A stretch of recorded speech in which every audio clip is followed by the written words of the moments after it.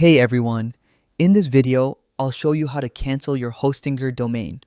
Whether you're moving to a new host or just simplifying your online setup, I'll walk you through the process step by step so you can follow along easily. First, open your browser and type in hostinger.com. This will take you to the official website where you can manage all your domains and services. At the top right corner, click on the login button.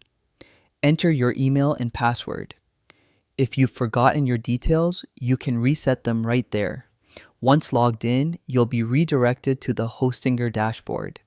This is the central hub for all your hosting and domain activities. From the dashboard, find the billing section. This is where you'll manage subscriptions, payments, and domain renewals. Inside billing, click on the subscriptions tab. This will give you a full list of all active services tied to your account, including domains. Carefully look for the domain you want to cancel. Hostinger lists everything with clear details, so it should be straightforward. Next to your domain, click on Manage or Cancel. Hostinger may prompt you with extra details or alternative options like keeping the domain but downgrading. If you're sure, continue with Cancel. A confirmation box will appear explaining what happens after cancellation.